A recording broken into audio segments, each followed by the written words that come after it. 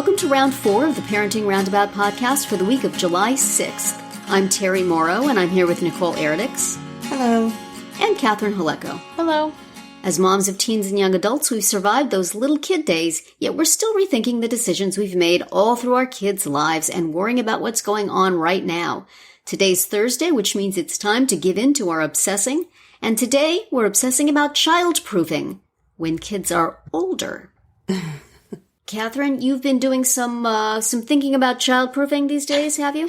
So I edited a whole bunch of stories, mostly about car seats, but also about other safety topics for kids. And it just left me amazed that my kids survived to the age of 5. Like the car seat stuff alone. Oh my goodness. I mean, I know technology changes, but whoa, all the things we did so wrong. It's very scary.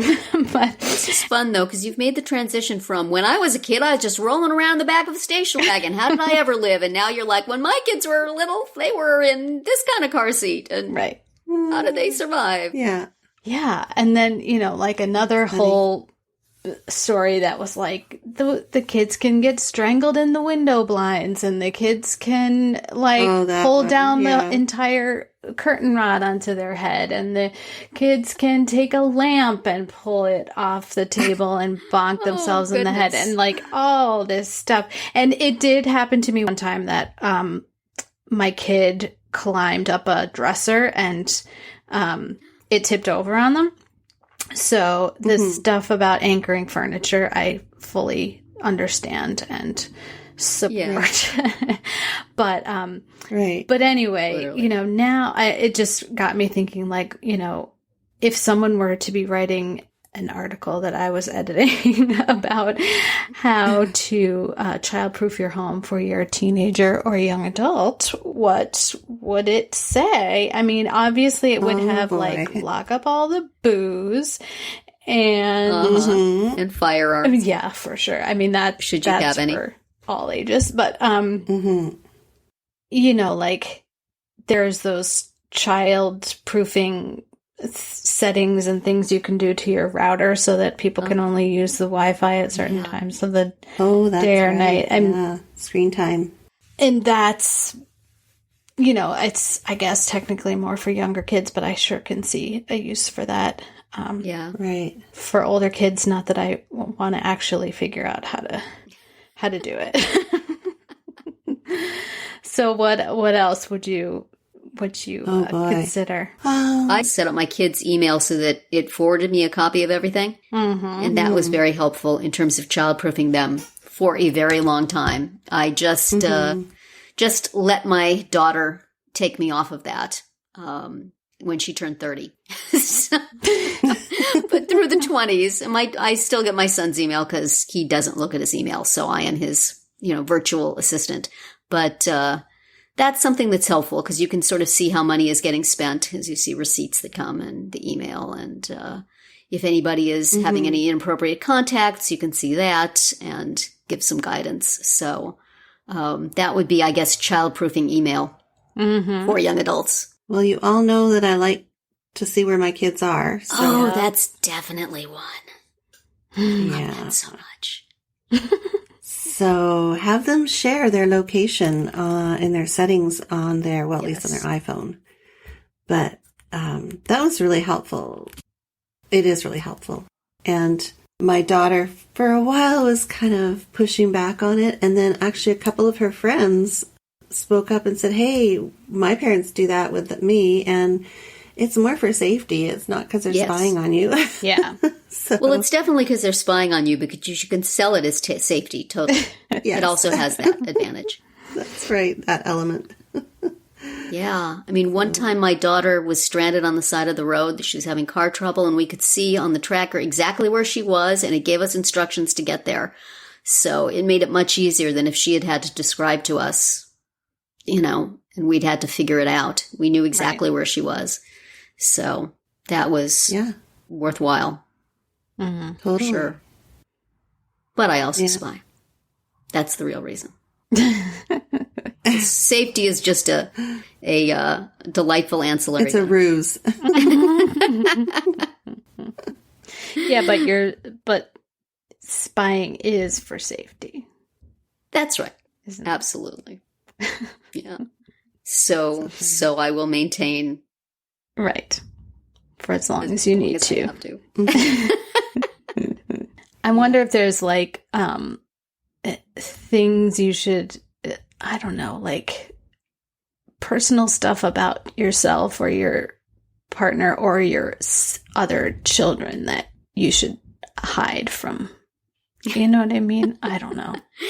Yeah. Because sometimes I think that, the one sibling deserves an expectation of privacy from the other one. Well, that's true. So that I don't know if that would be considered childproofing or not. brother sister proofing. I suppose it could be. I don't know. We don't really have that many boundaries in our house. We don't have a ton of space, so pretty much all the dirty laundry is seeable by everybody. Right out there. all the doings. I think the children hide themselves from it without me needing to hide it. Right. It's like there's drama going on here. I'm out. Well, I think we've talked before about childproofing the pantry, or the food supplies, hiding things, definitely putting them behind other things. That's just to make sure they don't eat all the snacks before we get to them, though, right? Well, yeah, right. Once and for ourselves. Does that include getting extra car insurance for your new driver? Mm-hmm. Would that be? Yeah.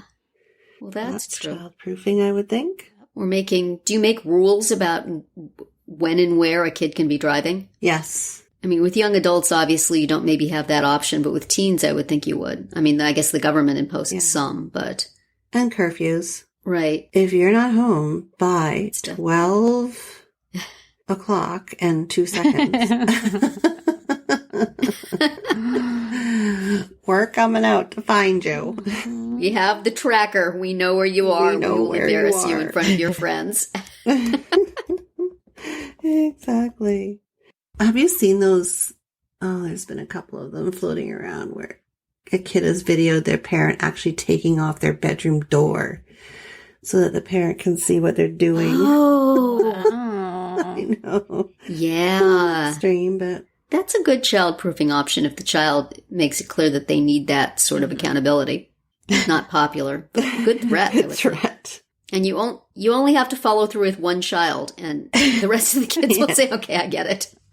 But you have to follow through if you say it. You do have to follow through. You cannot just threaten that. I mean, for anything. That is an unfortunate thing. One childproofing thing that I think we've discussed before here that enough parents maybe don't do is following your kid on social media. Mm-hmm. Insisting that your kid let you follow them. Totally. And then, seeing what's going on and being able to ask, hey, I see you're friends with this person. Who is this? Right. And, if you see your kid post something potentially embarrassing, letting them know to take it down. Right. My daughter finally got off of all social media, I think, for that very reason, which is fine. She was I'm cool with that. Of your lectures. She was sick of me and other conscientious adults in her life saying, sweetie, don't post that. Or, do you really feel that way? And are you okay? And I think she just felt like, you know what? Nobody needs to know. Right. Mm-hmm. This is not necessary. So once a year, she has, I post something that it's her birthday and lots of people give her comments, and that's really what she was in it for. Ever. Right. So there you go. I perform that service. But definitely, man, you should keep an eye on what your kid is doing. Yeah. As much as you can. Yeah. Or even just getting to know their friends in general, right? Yes. Yes. That is a definite one. Yeah. It's like sometimes my husband gets a little nervous if there's people coming over, especially if there's mixed genders. And I'm like, it's so much better if they're here, Yeah. We can see them. And we don't have to be tracking them. It's Life 360. They're right here. Right. Right. So, yeah. Yes. if we talked about locking up the liquor cabinet as though one had such a thing. I've had a box of wine in the pantry, but that's about it. But do you ever talk to your kids about alcohol? I let them know, if you decide you want to drink, do it at home first so you know how it affects you. And I share embarrassing stories from my past of, what can happen if you don't do that, throwing up in embarrassing places. And then, if you are in a place where you are being forced to drink for some reason, here are some things that will not make you real drunk. And I feel if I tell enough stories about alcohol, I will make it really boring and something that mom talks about, and therefore they will be even more disinterested than they already are. Yeah. So I consider that a form of childproofing. Yeah. All right, Mom. All right. No, really not into it. That's okay. That's okay. But here, don't drink. If somebody gives you some Long Island iced tea, don't drink that. It's not good. It will make you sick. Yeah. We have a lot of those conversations. These are important bits of information to pass on. You know what I mean? Well, and the whole, I will come and get you, no questions asked. Yes. Definitely. We had a situation like that, and where one of my kids was somewhere that they decided they really did not want to be, and they had no transportation and got a friend to drive them home. And I was like, you could have called me. I would, Yes. Oh, well, I didn't want to wake you up, and I knew that friend was nearby. And so I was like, okay, well, next time. I will not mind. They need to create an app that will automatically call your parents if you're in a situation that you can just press a button. Nobody needs to know. It needs to be a mom button. Right. Yeah. We'll send out the bat signal, and mom will get in her car and come get you wherever you are using the tracker that she has to know you. She already knows where you are, so it's fine. App developers, get on it. Yes. Well, we have lots of ideas for how to keep those young adults and teens safe, but of course we know that there's only so much we can do. So that is it for today's Round 4. Tune in tomorrow when we'll share our roundup of things we've been using or enjoying lately that we think deserve a shout out. Find all our episodes at parentingroundabout.com and talk back in the comments there, on our Facebook page, or on Twitter, where you'll find us at Roundabout Chat.